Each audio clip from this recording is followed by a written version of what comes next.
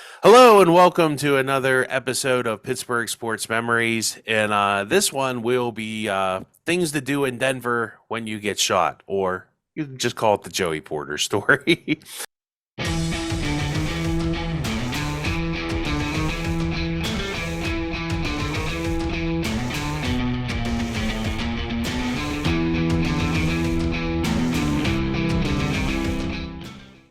Just a little background. Joey Porter grew up in Bakersfield.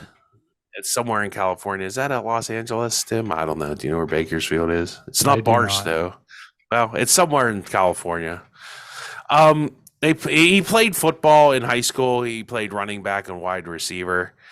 Then he went to college at good old Colorado State. How I don't think California to Colorado State seems like a jump, but it happened.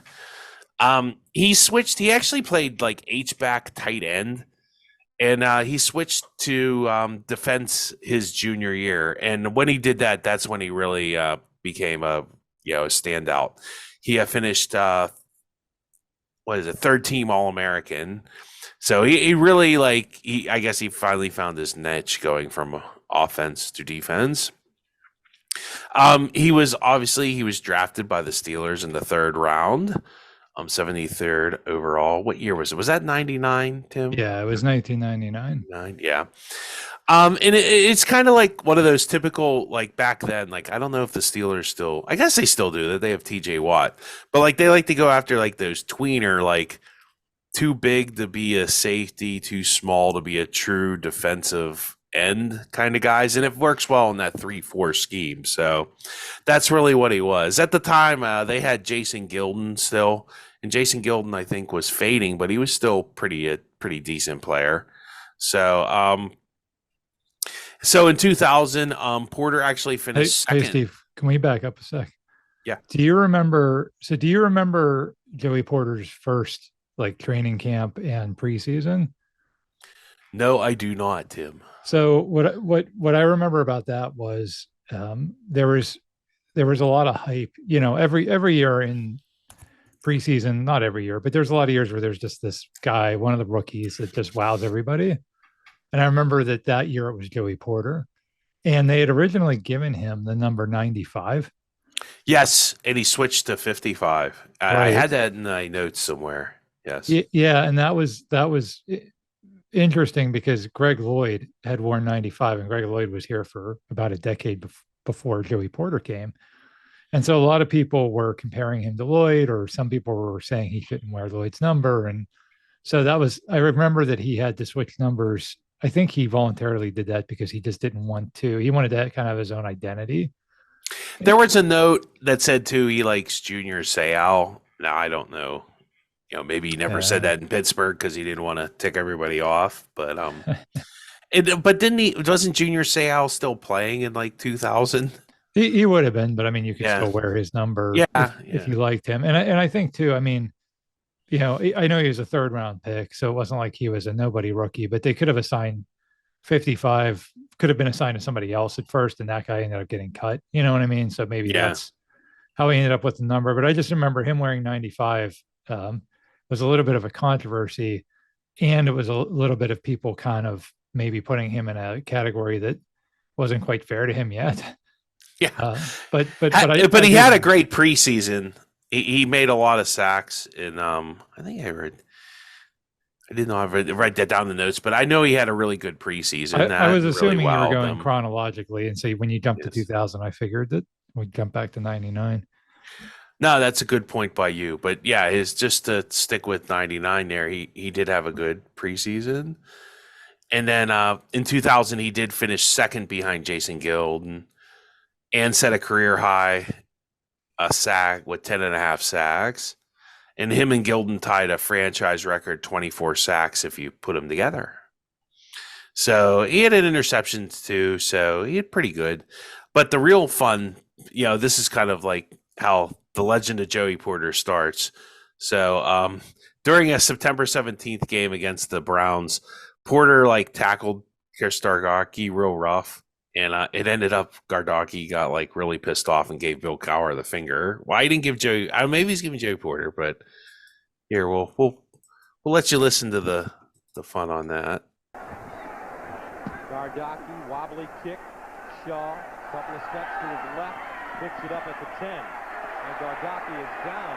No flags on the play. Bobby Shaw gets it over the 15 to the 17-yard line. Gardocki getting leveled as he got that one away.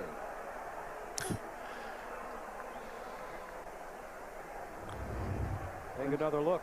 I think it's Joey Porter, 55, coming back, punch down the field, take a shot, and this is legal. But boy, when you're a starting linebacker, you don't need to take shots at the punter. Let him kick and let him cover downfield. Number 2. So Josh Miller better be ready. Darn right he better, just like baseball. You throw at one guy, get ready the next inning when that pitcher comes out. There it is. I think he said hello to Porter. He said the Browns are number 1 here. Yeah, you know what?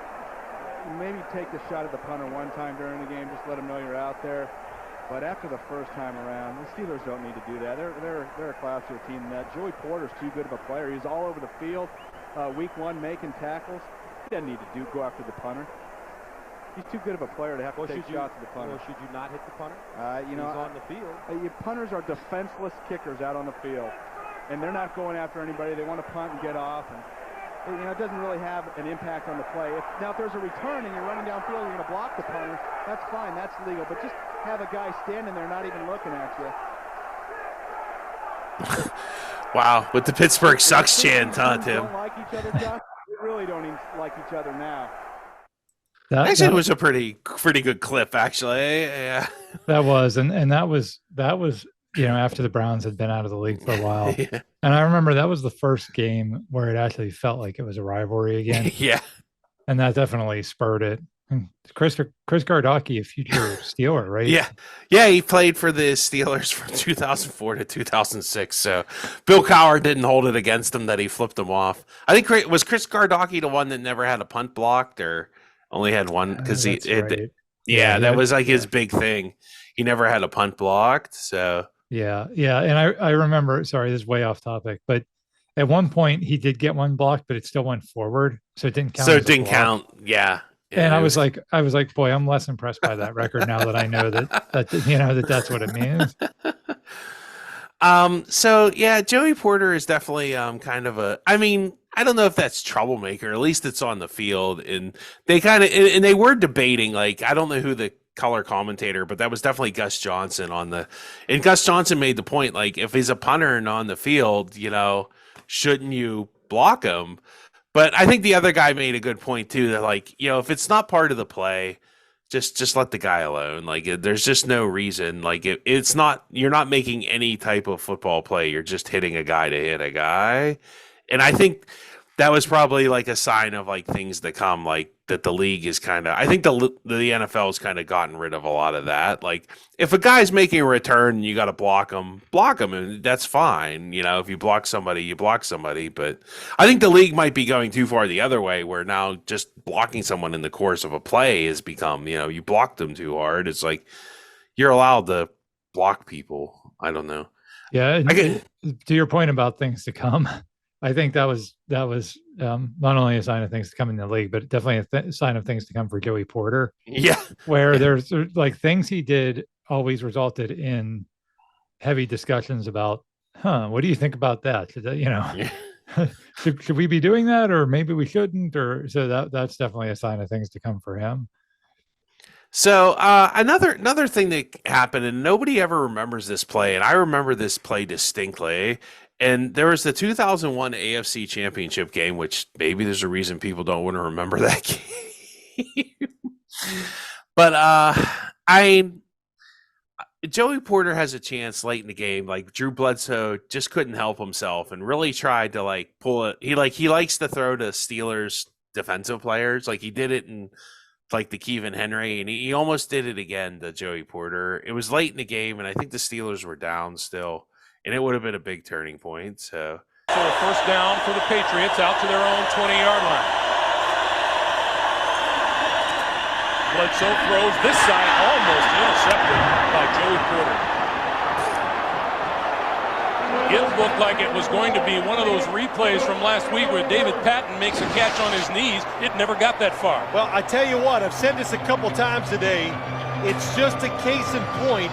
These defenses, when you... I guess that's unfair. Like, he kind of, if you watch the replay, he does make a nice play, but he kind of has it. It would have had to been like almost like a one-handed interception, or he had to tip it back to himself. But it was 24-17 with I think I saw 6 minutes. In the game. If he catches that, that's probably a touchdown. That's probably and a the tie game's game. tied. Oh Yeah. man, I remember that happening. Yeah. And I remember that he was upset about it. I think even in the Super Bowl DVD years later, that's like the first thing that they introduced when they introduced him. But I did not remember that it literally would have tied the game with minutes left in the fourth quarter. That part I actually did not remember. So, oof, that kind of hurts even more seeing it. And like you said, it wasn't like right in his chest, and he's a linebacker, so he would have had to make a kind of like tip it to himself with the one arm. But he had a clear path to the end zone.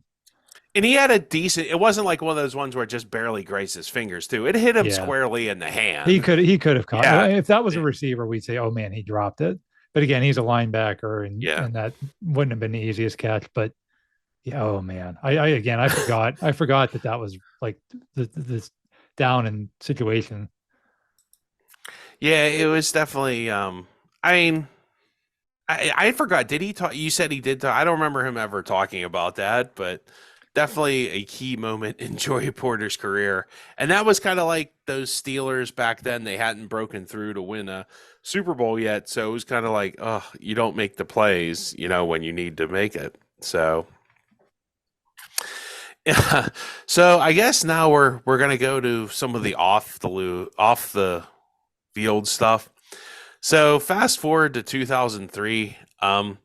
Joey Porter recorded his lowest sack total of his career, and this is from the internet. It's a Forrest Gump-style gunshot wound. I guess I was wounded in the buttocks. So it was in the off season, August 31st, 2003. That has to be pretty just right before the season started, too, huh, Tim? Yeah. So outside of a Denver bar, he got shot. He obviously was running away when he got shot. And he didn't have a great season because he was injured, obviously, from getting shot. He did on October 26th. He did have a good game, some passes. And I think there was an incident, too, on the bus.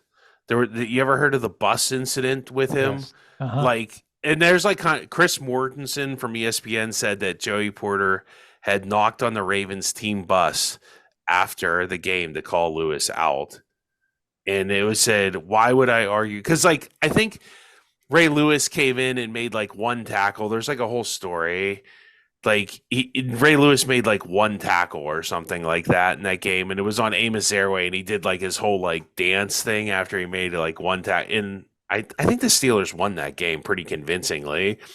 And Joey Porter, who was not even playing in that game, was like, oh, I found that kind of disrespectful. You didn't do anything. And that was Ray Lewis's why would I argue with Joey Porter? He's done nothing in this league.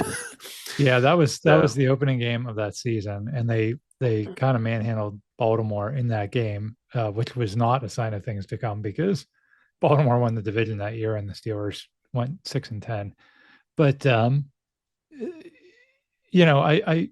So two things about that. Number one, pretty ballsy for Joey Porter because, Ray Lewis has killed multiple people and, trying to mess with him, you just don't want to do that.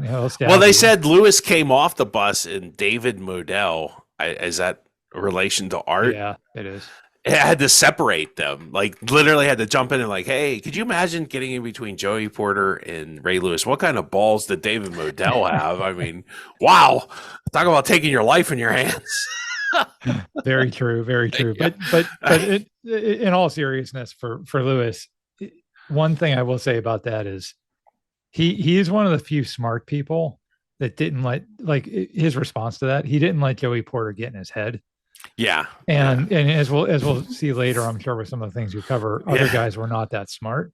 Yeah. Yeah. That's unfortunate. In 2004, the Steelers have the season for the ages. We covered in another podcast. They go 15-1, and Joey Porter had a really good season that year. One of the things was the game on Halloween where they broke the Patriots, another Patriots highlight, but he had a great sack of Brady to help end the winning streak. And it gets to Brady. Porter. It's 21-3 at this point, so. Was also there. Chris Hope applying pressure. And the last 4 plays for the Patriots, 2 turnovers, a rush for a loss, and a sack. Joey Porter, number 55. Jim, you and I talked last night, and we said, we don't even talk about Joey Porter when we did the last Steeler game. It was Clark Hagan's. It was Chris Foot. So Joey Porter had a really good game. Jim, I normally talk about Clark Hagan's. Yeah. Who's this Joey Porter fellow? Yeah. Smooth move by Phil Sims. Thank God he's not on the play-by-play anymore. Although Tony Romo is approaching Phil Sims territory. I still like Tony Romo, but we'll debate that on another episode. Our favorite national sportscasters. Yes, right. So also that season, I mean, he really did have a good year. I didn't look up his stats for the year, but he did good. So there was a fight before the Cleveland game. Do you remember that, Tim? Oh yeah. Uh-huh.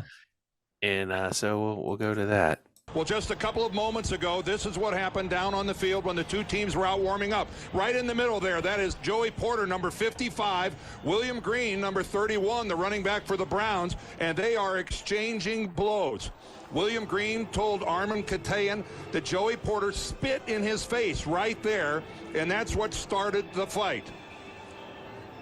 Bill Cowher has no comment on what happened. You can see William Green is bleeding. These were big-time punches being thrown, and we are being told this video has already been forwarded to the NFL office in New York, and they are looking at the video to try to determine whether or not there will be some suspensions handed down prior to the start of today's game. So stay tuned. We've got more to report coming here from Cleveland. That's pretty Joey Porter right there, huh? Yeah, and then he and Green both got ejected right before the game started. Yeah, and it didn't matter because James Harrison was there, and I remember even saying that like with other fans, like that James Harrison was actually becoming better than Joey Porter at that point. But it was nice to have both of them. That kind of opened the door for James Harrison's career to take off. But I mean, have you ever seen that before or since? A guy gets ejected before the game? Well, William Green did. I don't think so. I'm gonna say not.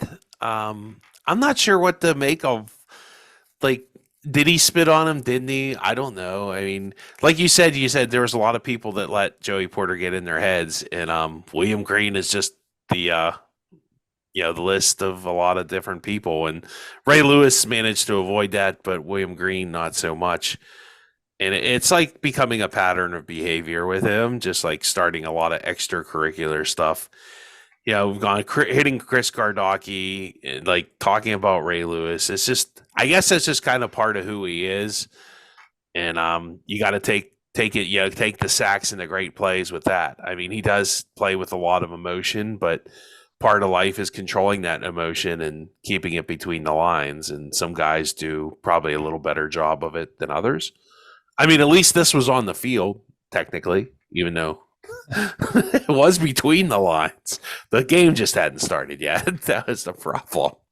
Yeah. And I don't understand he plays on, it isn't like these are two defensive players that are never going to hit each other. He's in the running back, you're the linebacker. If you just wait till the game starts, you guys can totally hit each other and it'll be perfectly within the rules of the game. So yeah. Like I said, I've never seen that where it's like literally, I didn't even know you could do that. Eject someone for something that happened before the game. And I think too, like I noticed like the NFL too, like now they're having they can eject people. Remember they used to very rarely eject people during the game. And now I guess with the way they have the replay set up, like if like the command center sees something that they don't like, they can call down to the ref and eject people. So yeah, and William Green, I mean, he did nothing. He did nothing for the Browns. I mean, Well, he had some substance abuse problems. He had gotten in some trouble off the field. I didn't know that. Yeah. So he kind of had a troubled history. Fun fact: he's actually an ordained minister now. Oh, he must have turned things around. Sounds like he really turned his life around. So kudos to him. But yeah, back then I think he was the exact kind of guy that Joey Porter kind of feasted on, right? Yeah. Like I bet I can get in his head. Yeah. Yeah. So once again, like that's a good point by you getting in people's head. And so now before the so the Steelers, I think that was 2005, yes. Well, that was 2004, but then they lose the championship game. I didn't look up Porter's stats for that, but they lose in a disappointing year and everybody's real emotional and Jerome Bettis comes back. And, the 2005 season we went through, we went through Super Bowl 40. So it's like they go to Indianapolis and lose, and then they're going to play this big playoff game after they beat Cincinnati. That's just like waking up. You just got to show up to win that game, right, Tim? Beating Cincinnati in Cincinnati, but at least back then. Do you remember too, Steve, that the Patriots actually, when the Patriots beat the Steelers in the 2004 championship game, I think it was Teddy Bruschi came out and said that one of the things that really motivated them was after the Steelers had beaten them on Halloween that season, Porter had said some things about like we're the dominant team in the AFC now or something like that. And I don't think it was something that Porter even said like in the media, but I thought it was maybe something like one of those NFL Films clips or something. But Teddy Bruschi, if you watch the Patriots like 2004 America's game or whatever, you'll see it in there. I believe it was Teddy Bruschi talks about that, and he was like they hadn't won anything, and so that really motivated them. So even the Patriots, it motivated them to steal the signals. Yeah, sure, Teddy. It's easy to play defense when you know what's coming. I have no respect for that. I'm sorry, that guy's a joker. I mean, I remember him in the Super Bowl jumping on who was the running back from Carolina, like literally getting away on like the flying elbow. Like it would look like a WWE move for one of the running backs for Carolina in the Super Bowl, right on the guy's head. And they'd be like, whatever. It's just so whatever, dude. Well, like you said, 2005 was finally the year that the Steelers, had a chance to erase that stigma of always losing to New England or being second banana to New England. Yeah, I mean, so and what happened was they had lost earlier in the season to Indianapolis, and like on paper it looked like a blowout. But I've always said I thought that game was closer than it looked. I didn't feel like the Steelers were not in Indianapolis's league. I just thought they kind of got caught like with some injuries, and then Ike Taylor got caught on a play action pass, and I thought if the Steelers play as good as they're capable, they can beat Indianapolis, and it wouldn't be easy, but I know you could. So before the game, Porter criticized the Colts for playing soft. He said in their first meeting, he challenged them to play smash mouth football. So, and the Colts didn't really respond to it, like you said, but they're coached by Tony Dungy, so that's kind of how they're going to roll. They're not really going to talk much. They're not going to say anything, especially Peyton Manning. Like maybe Vanderjagt might have said something, but he's just a kicker, so I don't know how much anybody would have paid attention. So he actually had 2 sacks in the game, and this is probably the biggest sack of his career, I would say. That's what worked in the first half. Deep down the middle, no good. Brandon Stokely was the target, and now it's 4th down with 1:27 to go. Here comes he, Polamalu, and they get him at the 2-yard line, and the Steelers, the jubilant sidelines, and Bill Cowher's team came up with a big play again. It worked early in the game. Now I'm not going to play the fumble part of that, where Jerome Bettis' fumbles. That's not good. That was no good, huh? No, but that was a great play. That was after the Paul Malone interception. That wasn't an interception. And, it was just,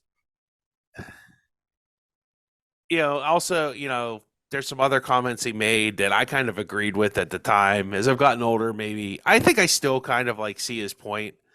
And I mean, I think when you get a little older, you get a little more mature. But in the heat of the moment and the emotional response, like you felt like that was the Palomalo caught it, rolled around on the ground, and they called. Then when he stood up, he hit the ball off his knee, and they like, oh, that's not an interception, you know. And it was ridiculous call, and it was just I still feel it was designed. I guess I agree with Joey Porter still after all these years that it was designed to keep the Colts in the game. But you know what? We made a play after that, and that was that big play. That's why I think that big fourth down sack is so huge. That was fourth down. They came right after me. They forgot to block them. If you watch, like they had the offensive line for the Colts so befuddled. You watch that play, he just comes totally free. So, well, Peyton Manning famously after that game said, obviously we had some problem with the protection, which a lot of people were upset by because he kind of threw his lineman under the bus. But yeah, I mean, that's the reason honestly, I know everybody remembers Vanderjagt missing and Bettis fumbling. Yeah. And Ben played a great game in that game. He actually came out more the first half than the second half. Right. But them getting a lead was so key because then they could ground things out in the second half. But I think really won them that game was the physicality on defense, and Porter was really the one leading that. Yeah, him and Ferrier, and I think Palomalo blitzed on there too. Like, because you can see once you get Peyton Manning moving, he's not very good at throwing like on the run like that. That's definitely the weaker part of his game. So after that, he made some more comments. Here's the they shot me in Denver. This journey is not over, and it's going to get tougher with each stop we have. There's a big storm waiting for us right now in Denver. And I told you the last time we were in this locker room, we wanted a chance to come back here. And I liked our chances then. It's obviously Bill Cowher speaking. I speaking. like our chances today. It's a hell of a job, man. Joey, they're yours. We don't know who we fighting against. We got only us. Every time we come into a stadium, it's only going to be us. I need to know that. We come here to fight every week. Let's go, Bussy. Hey, first things first, guys. Y'all backed up Peasy. Peasy came in here and said they was a soft bunch. We proved it. We proved it. That we were the tougher football team today. It's all about us. You be quiet this week, though, Peasy, please. Yeah, it's all about us in this locker room. I got that. They shot me in Denver. You will run.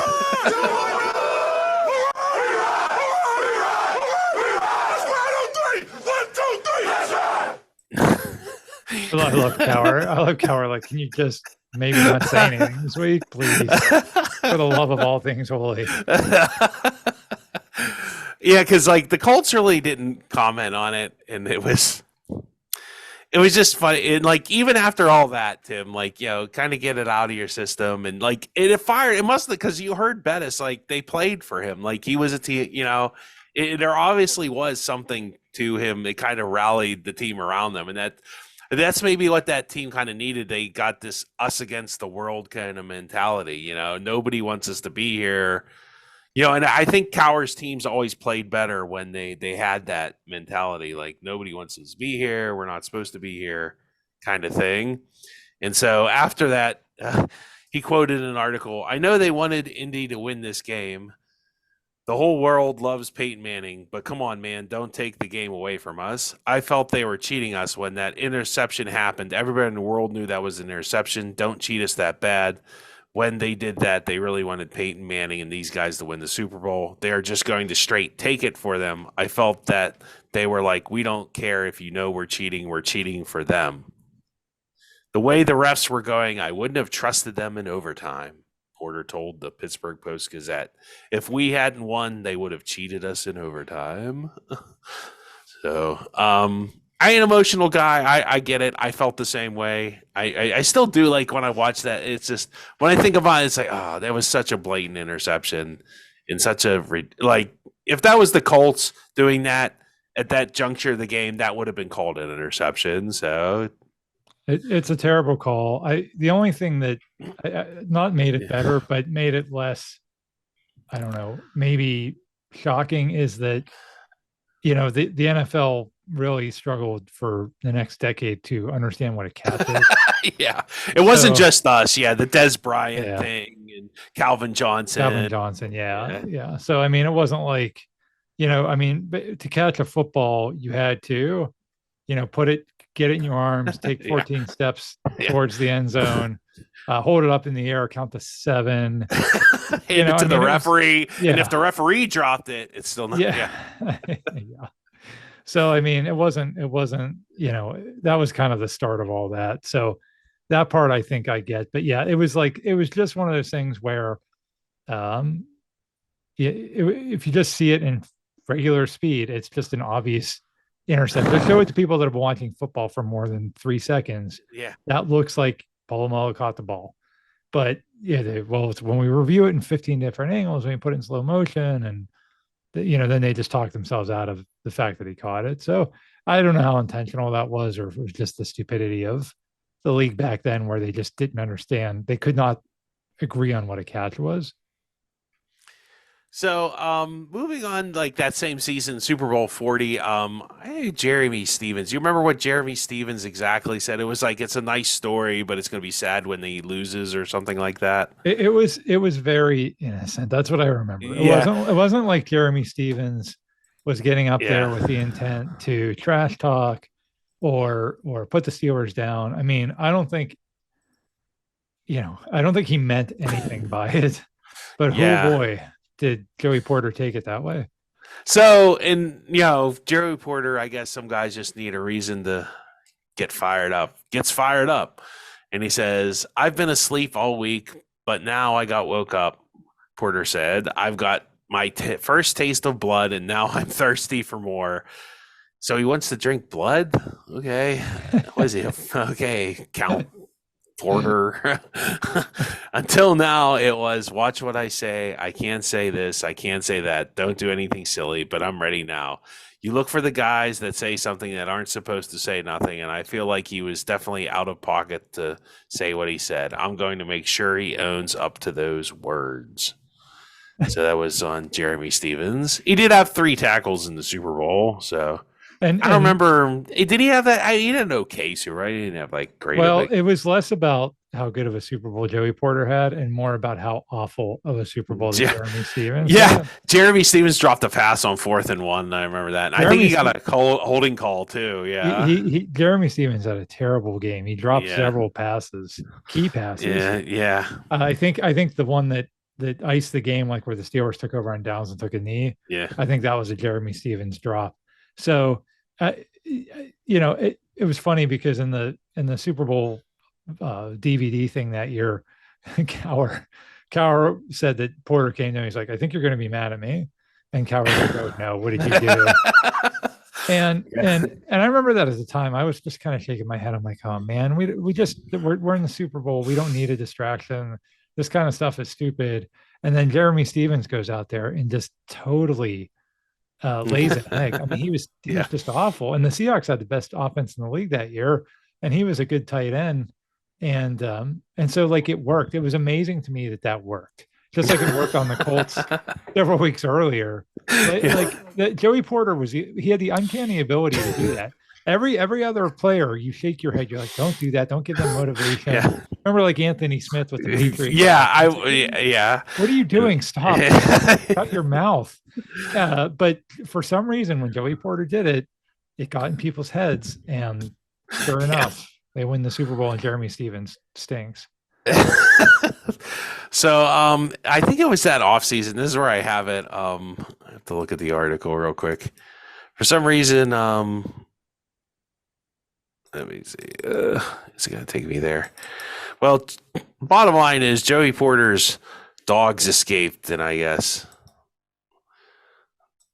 killed a horse or something like that. Yes, Joey Porter's dogs killed miniature horse. Police said 2 Pittsburgh linebackers, Joey Porter pit bulls, escaped from his Pine Township home and mauled another animal to death. Wow. They said the pit bulls went into the field and attacked a 29-inch high miniature horse, killing it. He assisted in bringing the dogs under control and intend to file charges against Porter for harboring unsafe dogs and failing to confine his dogs. So, Steve, sum that up so we don't have to edit all that out. Okay. Just sum that up from the beginning. So basically what happened was Joey Porter's has a bunch of vicious pit bulls, and apparently they got loose and went into a neighbor's yard or field that had some sort of horse that was only 29 inches high, and these two pit bulls killed this small horse, which is kind of impressive. I didn't think dogs could kill a horse, but I stand corrected. It was bad for the horse. It was bad for Joey Porter. I don't know what happened to the dogs. I can't imagine it was a good day for them either. And like, I'd be kind of worried, like if you just have like random, like if they're gonna do that, like I don't know. I know it's always dangerous to say, well, if they do this, they'll do that. You never know, but he probably had to pay some fines and get rid of some dogs is probably what happened. I don't remember if they ever said what was the resolution of that case. Do you remember, Tim, at all? How that was resolved? But it's another weird, and that's a weird. It wasn't like he was Michael Vick where he was actually fighting the dogs. It's just dogs are really mean and got loose. So miniature horses can be pretty small. My daughter actually helps take care of a couple miniature horses at a farm near our house, and some of them are can be the size of like a large dog. Oh wow! So if it was 29 inches high, it wasn't a huge. Horses are normally 1,200-pound animals, but miniature horses can be, like I said, the size of a pretty big dog. So the fact that they attacked and killed it means that they probably, if that was another dog or some other domesticated animal, they probably would have done the same thing. And I don't remember if they said what happened, if they had to euthanize the dogs or what, but I remember a lot of people obviously being upset about that because, an animal got senselessly kind of killed people blame Porter because if you're going to have dogs that are potentially violent like that, then you got to keep them under control. Yeah, it was not a good look for Joey Porter. So he goes on. I think the next year he actually has a really good year like that. That's like one of the few people on the team that, like, Ben had a really bad year that year, but I think Porter, and I remember the first game back against the Dolphins, like he had a really good game, and I have an interception. We've waited a long time for the opening kickoff since that schedule was released in April. Everyone looked forward. It was at the end of the game. It was after Heath Miller scored. Culpepper back. Throws the pass. It's intercepted. The Steelers have it. They're running up the sideline. Joey Porter. He's at the 5. He's into the end zone. And you can kiss this game goodbye. Joey Porter showing that knee surgery that he had in May sure has healed up because he had nothing but speed taking that to the house. Joey Porter intercepts Dante Culpepper. 2 series in a row. The Pittsburgh Steelers open defense of their Super Bowl champion. Joey Porter kissed Bill Cowher at the end of that game. So so that was what had happened was that off season, like you heard in the clip there, he had surgery. There was some talk about him wanting a contract extension, I believe, and the Steelers weren't ready to do that because they kind of thought he was on the tail end of his career. And so when he made that play, it kind of felt like, oh, maybe this is the old Joey Porter. And I think, like you said, he had a decent enough season, but they also had James Harrison. That's the bigger issue is they had a guy to replace him for cheaper. Mm-hmm. So unfortunately, Joey Porter gets cut by Mike Tomlin. He didn't want to pay a roster bonus of $1 million. And he went to the Dolphins. Actually, had some really good years with the Dolphins. He was media name started. He had 5.5 sacks in the 2007 season, but then the next year he had 17.5 sacks. He really did play well, but then the Dolphins sucked. So they had one good year with him. They went 11-5 one year. That was the year Brady got hurt and they were running the Wildcat offense. So it was more of a fluke, honestly, than anything. Yeah, but Porter did make a Pro Bowl and was second team All Pro. I don't know. He started at outside linebacker, team captain. One time he was voted second dirtiest defensive player in the league behind Albert Hainsworth, Was that the guy who stomped on somebody's head? Yes. Yeah. So, so I mean, it's Hines Ward did get voted the most dirty player in the league one year. So, during Week 9, Porter to keep from the calling out New England Patriots, Tom Brady. I guess there were other times. Yeah, he called out Tom Brady and had no sacks, and Brady had like a great game, and they lost. So yeah, the lesson learned for Joey Porter is you can get inside of everybody's head except the Patriots and Ray Lewis. Yeah. And he actually got suspended by Tony Soprano for not getting the money from the Bada Bing Club. Oh no, sorry. That's Tony Sperano. For undisclosed reasons, who knows? Maybe his dogs killed Tony Soprano's cat, or I think that was Soprano against Sperano. Whatever happened to Tony Sperano? I don't know. Don't know. Not coaching football, that's for sure. So this is the end of Joey Porter's playing career, right? So he'll probably go into a quiet retirement, right, Tim? Not going to hear too much from him. Not going to have any effect on play on the field too much. No, that's not the Joey Porter way. So the best part, he ends up being a coach with the Steelers. I think he coached at Colorado State for like a year, and then the Steelers hired him. And yeah, he gets in, like Tim says, he gets in the Bengals' heads here. And before this drive started, Marvin Lewis was on the sideline with him, talking to him the whole time to make sure that he controlled his emotions when he went back out on the field. I don't think that message resonated as much as Marvin tried. Brown is on his feet, and now there's a little flare up again. An official just got pushed. And now if this is just a penalty against Cincinnati, they're just going to make this a chip shot field goal and lose their season over it. Perfect thinks it might be against Pittsburgh. Well, he just went over the sideline and pushed his own coach. What a mess. Whoa. Wow. Listen, Jim, this call is huge because it's going to have everything to do with this field goal attempt. Well, it's huge, but it's sad. I mean, we knew coming into the game that anything you did was going to be watched closely, and the officials, John Perry, they've tried to keep control of this game. They've tried. Personal foul. Defense number 24. 15-yard penalty. First down. Adam Jones. Well,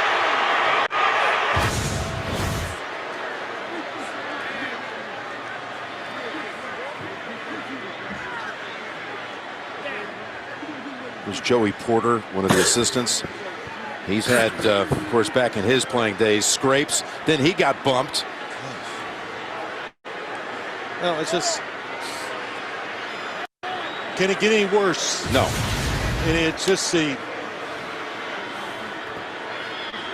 I don't know.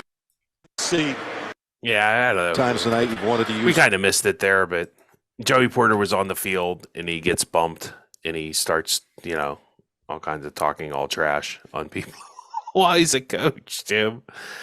It's unbelievable that, Jeremy Stevens, it was unbelievable. And then here you have a full decade later, Porter's been retired for years, and Pac-Man Jones, like why? And the punch he throws at Porter, he's like 10 feet away from him. He hits the referee instead because he's so he just got so blinded by rage at Joey Porter, who's Jerry Porter, who actually is a wide receiver at West Virginia. So maybe that's how he thought he was punching his old teammate from college. Yeah, but literally, what in that, and then the Bengals lose their whole season because he lets Joey Porter get inside his head again, just like 10 years earlier with Stevens. I couldn't believe that someone would let Joey Porter mess with them that much. But Pac-Man Jones, props to him for being that naive.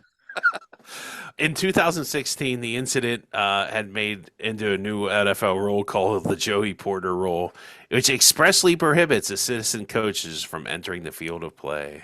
Yeah, I mean, there was some controversy. He really should not have been out there.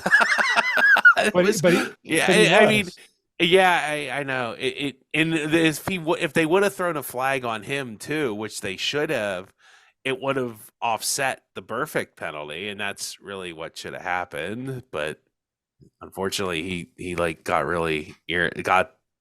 Jones the fall for it, and I've just never seen an assistant coach be out on the field like just starting trouble like that. Has that ever happened before, Tim? I can't remember.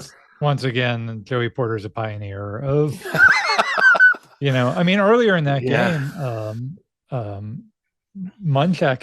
Mike Munchak. Yeah. He like got into it. Like I thought, you see guys run into the coach. Normally they just kind of grab them and try and hold them up or slow them down, or get out of the way. But like, I think that's what Munchak was trying to do. But then like the guy pushed him. The guy for Cincinnati pushed him, and he pushed him back. But Munchak, I think, actually got penalized for that. Like I've seen coaches get penalized for doing things. Yeah. But never on the field. Yeah. Normally it's never in the middle of the field, basically coaxing someone into taking a penalty that would end their season. I just that'll go down in history. Nothing's ever going to top that in the Steelers-Bengals rivalry, that they took 2 personal fouls to lose their season because they couldn't control themselves. So it all culminates. What am I say? I don't know. It all comes to a head in 2017, right, Tim?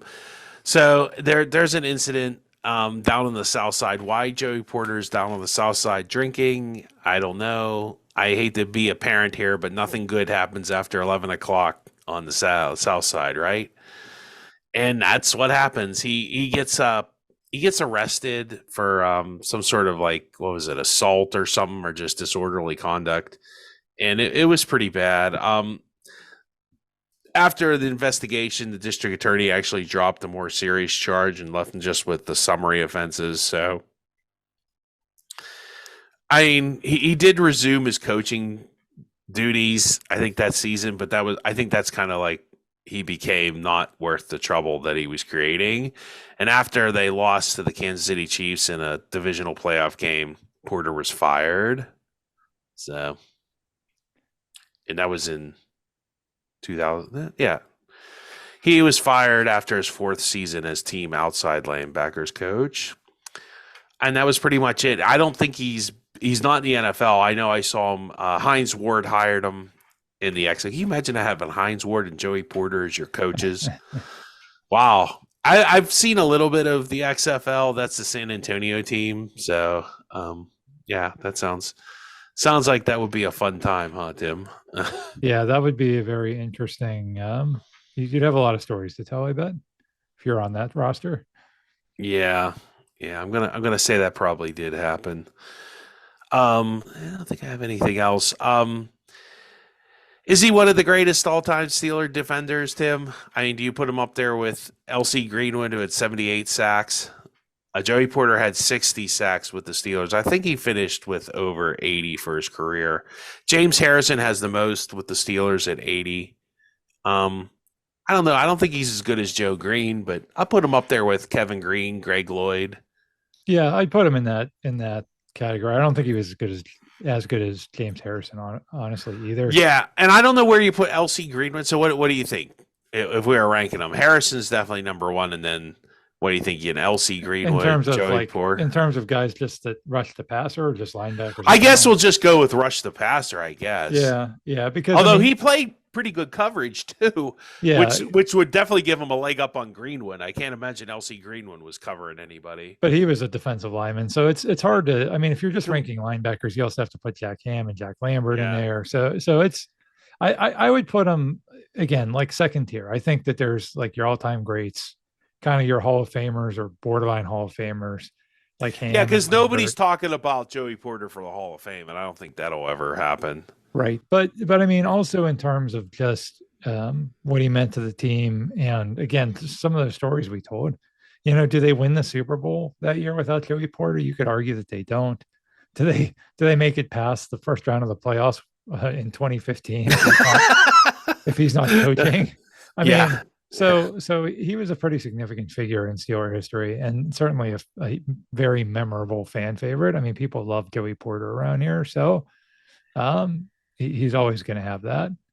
Yeah, he definitely had some rough off the field stuff, but I think for the most part, when he talked trash, he backed it up, at least here in Pittsburgh, except for that one time in Miami where he kind of pulled an Anthony Smith, like, talked some and then ran out of the building and didn't talk to, the media. So I don't know. What are you going to do? A good player, I think that kind of sums it up. Like he's definitely like probably one of the greats, but not quite in the category of, like you said, like a Joe Green or a Jack Lambert or somebody like that. But yeah, and his lineage will continue here in Pittsburgh. Yeah. I mean, TJ Watt, you have to see is TJ Watt better than Joey Porter, or Joey Porter better than TJ Watt? I don't know. I think they're kind of two different. Like, once again, I remember Joey Porter covering more. He seemed to be like good for like dropping back and getting an interception every so often. So if he just would have caught that one in 2001, Tim, maybe it'd be a different story. Yeah. But thank you for listeting. Hang on, Steve. Do you want to talk about his son at all?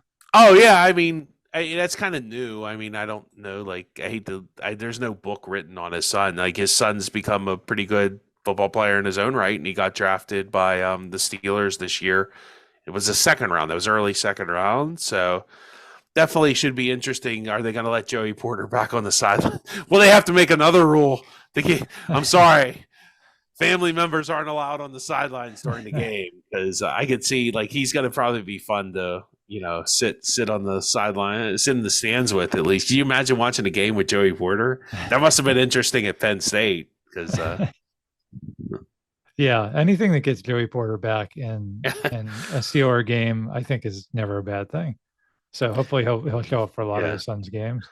Yeah, and hopefully it's. I mean, you never know how these draft picks turn out. So, like I said, I'll rate this draft 3 years from now. So, well, yeah, but ask me how good the draft in what was 3 years ago, 2019, 2020. How good are those players doing? And I can definitely tell you. But going back to the point about Porter being a fan favorite, I think that a lot of people really wanted the Steelers to draft his kid, which of course, like you said, they did this year, just because his name's Joey Porter, right? If that was. Well, I know. I mean, I think the fans are, but I don't think the team was that. No. I'm just saying that he's I hope such not. a fan favorite here that, yeah. that fans literally. Maybe there'll be unrealistic expectations of his son. I feel bad about that. Probably, but if that was cornerback Bob Smith from Penn State, you would not have had the same level of people really interested and really hoping that that's who the Steelers would draft. Yeah, there's something to that. I just hope it's not like an Anthony Dorsett thing. Like he wasn't a bad player in the NFL. He did get burned in that Super Bowl for that touchdown by Isaac Bruce, and that's not good. But he was a decent player. He was like a very solid NFL player, and maybe that's what's going to happen with Joey Porter Jr. Or maybe he's going to be better than his dad. I don't know. I mean, like I said, I don't. Like, when people get all hyped up about the draft, I don't know. I just don't. Like, the same thing with incoming freshmen in college. It's such a jump from high school to college, and then it's an even bigger jump from college to the pros that you just – I just think I mean, sometimes there's can't miss guys, and those guys come around once every 10 years or so. Like, I don't know. For every Darrelle Revis and Larry Fitzgerald I've seen enough Jermaine Stevens to know that, it's not always. And then there's, everybody in between, guys that are good, but they're just not great. And that's, Yeah, good point. It'll be interesting to see what Porter Jr. does in the NFL for sure. But I hope it's, I mean, as a Steeler fan, I would hope it's good. I mean, that's only going to be good for the team, right? So yeah, but the Joey Porter legacy lives on. I don't know if this. I don't know anything. I don't watch Penn State football, so I don't know if he talks a lot of trash or if he just keeps his mouth shut. Or I guess we'll find out, huh? We will. We will. Well, thank you for tuning in. And if you enjoy our podcast, keep on listening. Check us out on all the podcast carriers, and check us out on Facebook and at the Twitter.